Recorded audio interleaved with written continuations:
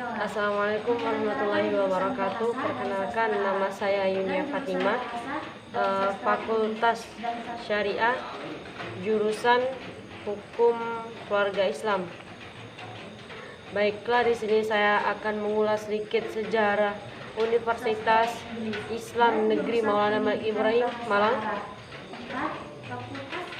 Berdirinya UIN Malang ini berdasarkan surat keputusan Presiden nomor 50 tanggal 21 Juni 2004. Bermula dari gagasan para tokoh Jawa Timur untuk mendirikan lembaga pendidikan tinggi Islam di bawah Departemen Agama. Dibentuklah panitia pendirian YIN Cabang Surabaya melalui surat keputusan Menteri Agama nomor 17 tahun 1961 yang bertugas untuk mendirikan Fakultas Syariah yang berkedudukan di Surabaya dan fakultas, tetapi juga dari Al-Quran dan Hadis yang selanjutnya disebut paradigma integrasi. Oleh karena itu, posisi mata kuliah studi keislaman, Al-Quran, Hadis, dan Fikih menjadi sangat sentral dalam kerangka integrasi keilmuan tersebut.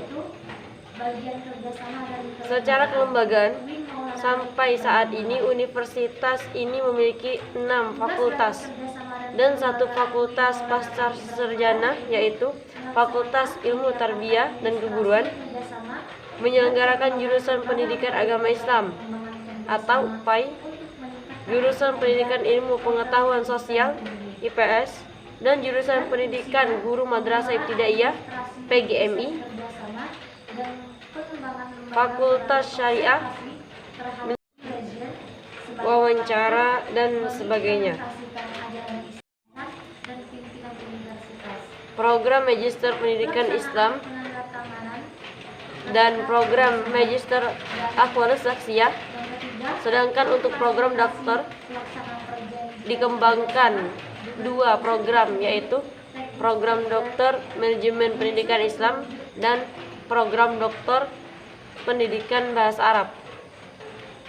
Ciri khusus lain universitas ini sebagai implikasi dari model pengembangan keilmuannya adalah keharusan bagi seluruh anggota sivitas akademika untuk menguasai bahasa Arab dan bahasa Inggris.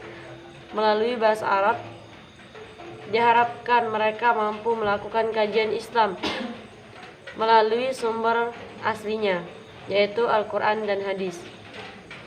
Dan melalui bahasa Inggris, mereka diharapkan mampu mengkaji ilmu-ilmu umum dan modern.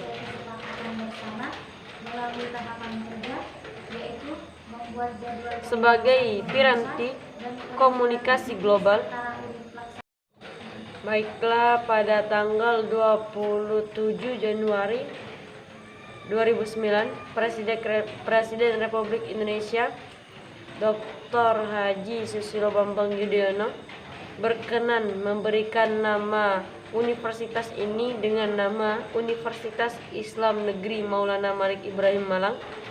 Mengingat nama tersebut cukup panjang diucapkan, maka pada pidato keempat, Rektor menyampaikan singkatan nama universitas ini menjadi UIN Maliki Malang.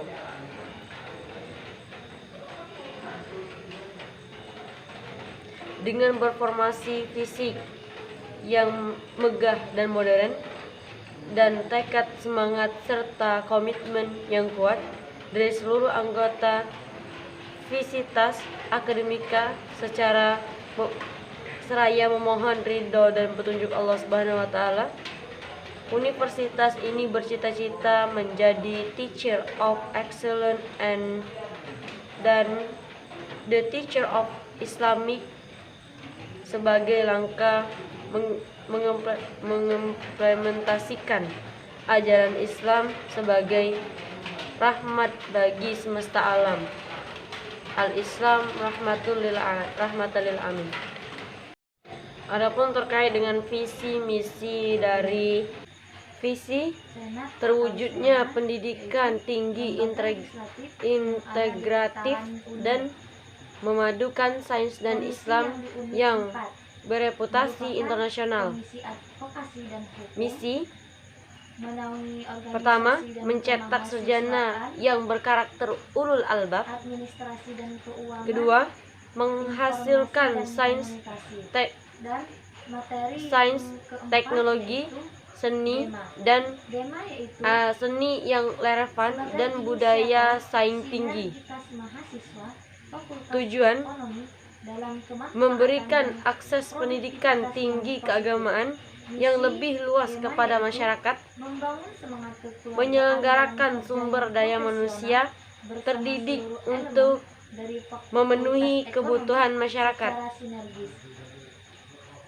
Strategi menyelenggarakan Tridharma perguruan tinggi secara integratif yang berkualitas. 3.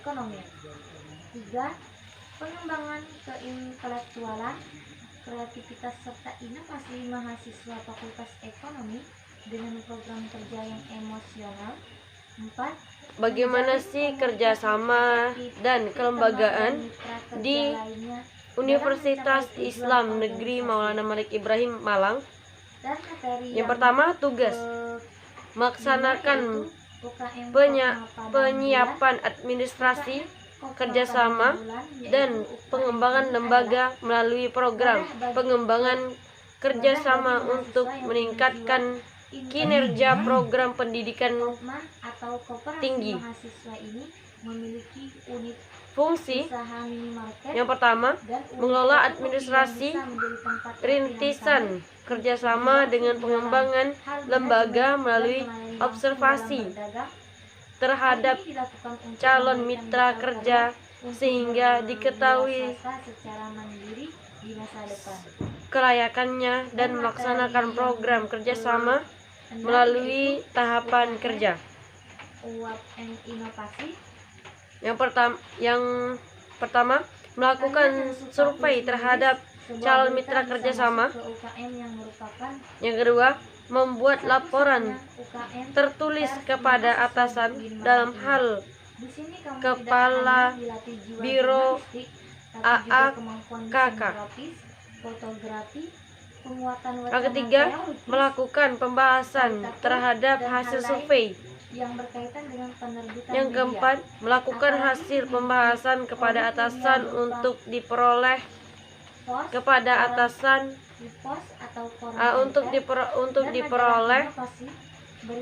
persetujuan kerjasama.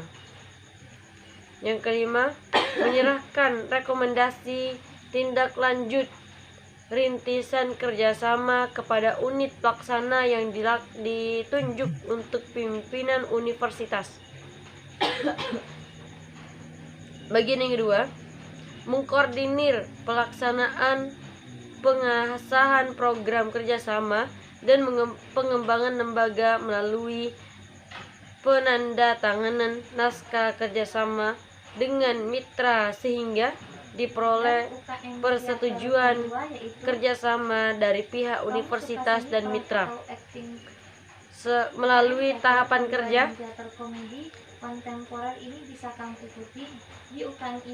menginventarisir butir-butir atau isi perjanjian kerjasama, menyiapkan draft naskah perjanjian atau kesepahaman kerjasama, menyerahkan draft kepada bagian atau unit terkait hukum dan tata laksana untuk dipelajari aspek hukumnya, mengkomunikasikan ulang draft kerjasama dengan mitra, mengkonsultasikan butir-butir atau isi perjanjian kerjasama kepada atasan, menyiapkan naskah perjanjian bekerjasama setelah mendapatkan persetujuan atasan dan pimpinan universitas. Pelaksanaan penandatanganan naskah kerjasama. dan Bagian yang ketiga, memfasilitasi pelaksanaan perjanjian kerjasama dan menyusun petunjuk teknis bersama unit pelaksana agar pelaksanaan kerjasama bisa terjalan sesuai kesepakatan bersama melalui tahapan kerja, membuat modal pembahasan, perumusan, dan penyusunan juknis antara unit pelaksana dan mitra kerjasama, memfasilitasi pelaksanaan penyusunan petunjuk teknis, mengonsultasikan petunjuk teknis pelaksanaan kerjasama kepada atasan, menyiapkan naskah juknis untuk mendapatkan pengasahan dari para pihak, pemberian informasi perkembangan pelaksanaan kerjasama kepada para pihak, pembuat laporan secara berkala pelaksanaan kegiatan kerjasama kepada atasan. Bagian keempat, pelaksanaan monitoring dan evaluasi pelaksanaan kerjasama kepada unit pelaksana pekerja sama. Bagian keempat, menyelaksanakan monitoring dan evaluasi pelaksanaan kerjasama bersama unit pelaksana kerjasama dan mitra kerjasama dengan merujuk pada faktor kelayakan untuk menjamin tahapan pekerjaan dapat terjalan dengan baik dan mencapai tujuan yang diharapkan melalui DEMA merupakan organisasi intrakampus yang merupakan lembaga intrakampus mahasiswa di lingkungan atau di level univ. Adapun koordinasi DEMA ada 6. Yang pertama, koordinasi dalam negeri. Yang kedua, koordinasi luar negeri. Yang ketiga, koordinasi sosial dan politik. Keempat, koordinasi agama. Yang kelima, koordinasi pengembangan. Yang kedelapan, koordinasi komunikasi dan informasi. UKM Kopma Padang Bulan. UKM ini adalah wadah bagi yang punya jiwa entrepreneur.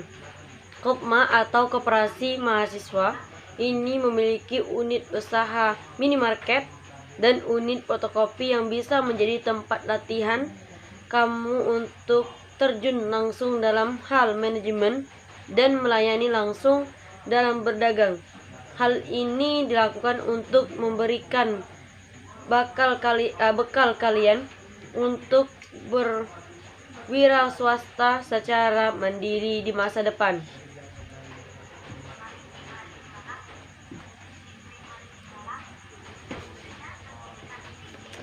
UKM UAPM Inovasi. Kegiatan yang suka tulis-menulis sebuah berita bisa masuk ke UKM ini, yang merupakan satu-satunya UKM per mahasiswa di UIN Malang ini. Di sini kamu tidak hanya dilatih jiwa jurnalistik, tetapi juga kemampuan desain grafis, fotografi, penguatan wawancara, karakter, dan hal lain yang berkaitan dengan penerbitan media, apalagi memiliki produk media berupa koran tempel atau majalah inovasi, berita sekilas Malang Raya, UKM Teater K2. Kamu suka seni, peran atau acting? UKM Teater K2 atau teater komedi kontemporer ini bisa kamu ikuti. Di UKM ini, minat seni kamu akan dikembangkan seiring dengan rutinnya penggelar pementasan. Tidak hanya di Malang saja, tapi daerah lain juga seperti Surabaya, Jakarta, Madura, bahkan Bandar. Sekian dari saya. Apabila terdapat kesalahan, saya mohon maaf. Saya juga masih belajar. Terakhir, wassalamualaikum warahmatullahi wabarakatuh.